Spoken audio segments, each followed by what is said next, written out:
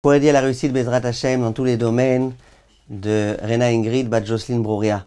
Chers amis, dans la paracha de la semaine, la Torah nous parle de celui qui serait lépreux. Et la Torah, elle dit Tamé, Tamé, Ikra. Impur, impur, on dira à son sujet. Et la camarade dans Masechet Shabbat, Daf Samer Zayin explique Tsarich leodia tsaharo larabim, verabim ibakshu alav rachamim, qu'il faut dire à tout le monde, sachez qu'un tel est malade, pour que tout le monde puisse prier pour lui. Quand on dit impur, impur, il sera, ça veut dire dites qu'il est impur, afin que tout le monde puisse prier pour lui, Bezrat Hashem et qu'il guérisse rapidement. De là, la Gemara vient, et elle dit, écoutez, si jamais il y a un arbre qui a un problème, c'est-à-dire que ses fruits, ils n'arrivent pas à maturité, ils tombent avant, une maladie de l'arbre, eh bien c'est bien de colorer cet arbre-là, de sorte à ce que toutes les personnes qui passent en chemin, ils puissent prier pour cet arbre-là. Ça veut dire qu'ils puissent prier bien évidemment pour le propriétaire de cet arbre-là. Vient Reb Chetzkel Levinstein et il dit quelque chose de fantastique. Il dit, j'ai pas compris. Parce que quelqu'un qui est en chemin, il va voir un arbre sur lequel il y a de la peinture, il va s'arrêter une journée entière pour faire des tfilotes, 3 fois le livre de Tehilim. Il y a un arbre qui a des problèmes. Évidemment que non. Alors de quoi il est question ici finalement? Il est question uniquement de prier une demi-seconde.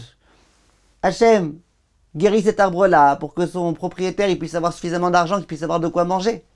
Pas plus que ça. Vient le Rav Yecheskel Levinstein et il dit, qu'est-ce qu'on apprend de là? Que même une petite fila, un petit quelque chose, mais c'est pas grand-chose. T'as pas le temps de faire plus maintenant. Mais tu peux faire ça? Fais-le. Et ça s'appelle une fila. Combien de fois ça nous arrive d'entendre par exemple une ambulance dans la rue? Et on se dit, bon, mais maintenant j'ai pas le temps de faire tout un Tehilim entier, tout un Tehilim. C'est pas grave, tu dis un petit quelque chose. Hachem, s'il te plaît, Tishla, Refoua Shelema. Hachem, fais en sorte que tout se passe bien. Tu es dans la voiture, tu vas au travail. T'as pas le temps maintenant de faire une longue filette à derrière, surtout que le travail il est à 5 minutes de chez toi. Mais un petit, Hachem, aide-moi. Un petit quelque chose comme ça. Tu viens de donner une talha à ton fils, juste avant de lui donner. Hachem, s'il te plaît, fais en sorte que ce soit pour la bonne cause. Fais en sorte que mon fils m'écoute.